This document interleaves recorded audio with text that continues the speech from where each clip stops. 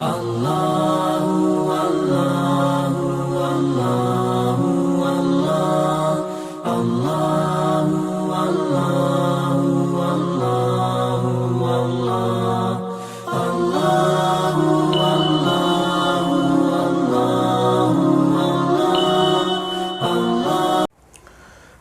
علیکم ورحمۃ اللہ وبرکاتہ۔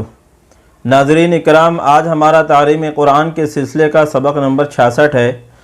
تعلیم قرآن کے سلسلے میں ہم نورانی قاعدہ پڑھ رہے ہیں۔ نورانی قاعدہ کو اگر ہم نے صحیح طریقے سے سمجھ کر پڑھ لیا تو انشاءاللہ العزیز ہم قرآن کریم کو آسانی کے ساتھ پڑھ سکیں گے۔ ناظرین، آج ہمارا سبق تختی نمبر 22 میں ہے۔ اس سے پہلے کہ سبق کو شروع کریں، آپ سے درخواست ہے کہ اگر ناظرین آپ ہمارے چینل پر نئے ہیں تو چینل کو ضرور سبسکرائب کیجئے تاکہ ہر نیا سبق آپ تک پہنچتا رہے۔ اس سے پہلے کے جو اسباق ہو چکے ہیں ان کا لنک ڈسکرپشن میں ڈال دیا گیا ہے، آپ حضرات وہاں سے سماعت کر سکتے ہیں۔ تو آئیے ناظرین سبق شروع کرتے ہیں۔ تختی نمبر 22، میم ساکن کے قاعدے۔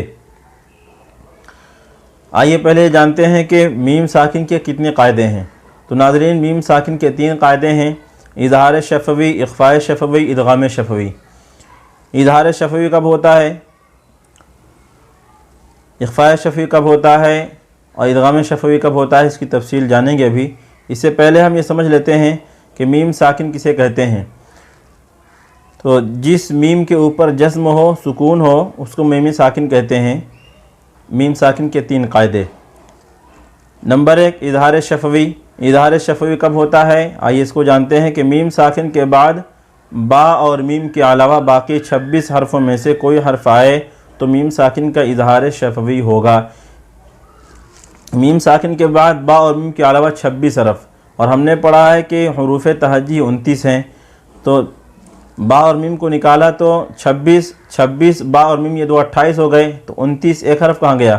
تو ناظرین الف مدہ، جو الف ہوتا ہے نا، الف ہمیشہ ساکن ہوتا ہے، تو الف پڑھنے میں کسی حرف کا محتاج ہوتا ہے، اس لیے جو ہے یہاں پر اس کو شمار نہیں کیا گیا، کیونکہ میم ساکن کے بعد کبھی الف مدہ آ ہی نہیں سکتا، اس لیے اس کو یہاں پر شمار نہیں کیا۔ تو اظہار شفوی کب ہوگا؟ میم ساکن کے بعد میم اور با کے علاوہ کوئی حرف آ جائے تو میم ساکن کا اظہار شفوی ہوگا۔ اس کو شفوی کیوں کہتے ہیں؟ کیونکہ با اور میم یہ دونوں حروف دونوں ہونٹ سے بنتے ہیں، اور دونوں ہونٹ کو عربی میں شفت کہتے ہیں، ہونٹ کہتے ہیں عربی میں شفت کو، تو شفوی اسی نسبت سے اس کو اظہار شفوی کہا۔ آئیے، میم ساکن کا قاعدہ نمبر 2 ہے اخفاء شفوی۔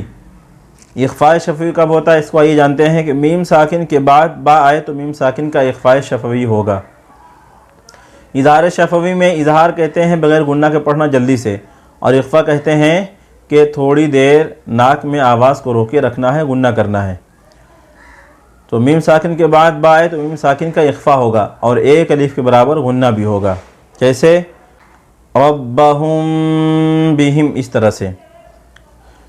آگے ہے ناظرین ادغام شفوی۔ ادغام شفوی کب ہوتا ہے؟ میم ساکن کے بعد میم آئے تو میم ساکن کا ادغام شفوی ہوگا، میم ساکن کے بعد میم آ جائے تو ادغام ہوگا، اور اس کو کہتے ہیں ادغام شفوی، ایک الف کے برابر غنہ بھی کریں گے۔ تو آئیے ناظرین، ہم نے میم ساکن کے 3 قاعدے کو جان لیا، آئیے سبق پڑھتے ہیں۔ اعوذ باللہ من الشیطان الرجیم، بسم اللہ الرحمن الرحیم۔ اظہار شفوی، یہ 2 سطر کے اندر اظہار شفوی کا ہے، یعنی ان دونوں سطروں کو پڑھنے میں غنہ نہیں کریں گے میم ساکن کا۔ ہا پیش میم ہم، فا زیر یا فی، ہم فی، ہا زبر الف ہا، ہم فی ہا۔ دیکھیں ناظرین، یہاں میم ساکن کے بعد فا آ رہا ہے، اور یہ ہم نے بتلایا تھا اگر میم ساکن کے بعد با اور میم کے علاوہ کوئی حرف آ جائے تو میم ساکن کا اظہار شفوی ہوگا۔ تو یہاں پر اظہار شفوی ہو رہا ہے، غنہ بالکل نہیں کریں گے، جلدی سے پڑھیں گے۔ ہم فیہا، لام زبر ل، کاف پیش میم کم، لکم، دال زیر یا دی، لکم دی، نون پیش نو، لکم دینو، کاف پیش میم کم، لکم دینکم۔ دیکھیں یہاں لکم دینکم میں میم ساکن کے بعد دال آ رہا ہے، میم اور با کے علاوہ 26 حرفوں میں سے کوئی حرف آ جائے تو میم ساکن کا اظہار شفوی ہوتا ہے، اس لیے یہاں پر غنہ نہیں کریں گے، جلدی سے پڑھیں گے۔ لام زبر میم لم، یا زبر لام یل، لم یل، با زیر بی، لم یل بی، سین پیش واو سو، لم یلبسو۔ ناظرین یہاں دیکھیں میم ساکن کے بعد میم اور با کے علاوہ 26 حرفوں میں سے یا آ رہا ہے، اس لیے یہاں پر میم ساکن کا اظہار شفوی ہوگا، غنہ نہیں کریں گے، جلدی سے پڑھیں گے۔ اور آخر میں یہاں پر دیکھیں سین پیش واو سو کے بعد الف لکھا ہوا ہے، یہ الف پڑھا نہیں جائے گا، لکھا تو جاتا ہے لیکن یہ الف پڑھا نہیں جاتا ہے، آپ اس کو ہجے کریں گے، سین پیش واو سو، الف مت پڑھیے گا۔ لم یلبسو، حمزہ زبر میم ام، لام زبر میم لم، ام لم، تا پیش نون تن، ام لم تن، ذال زیر را ذر، ام لم تنذر، ہا پیش میم ہم، ام لم تنذرہم۔ ناظرین یہاں دیکھیں ام لم، یہاں ام اور لم میں دو میم ہے، دونوں کے میم میں اظہار شفوی ہوگا، اس لیے کہ میم ساکن کے بعد میم اور با کے علاوہ 26 حرف میں سے کوئی حرف آ جائے تو میم ساکن کا اظہار شفوی ہوتا ہے، اس لیے یہاں پر غنہ نہیں کریں گے، جلدی سے پڑھیں گے۔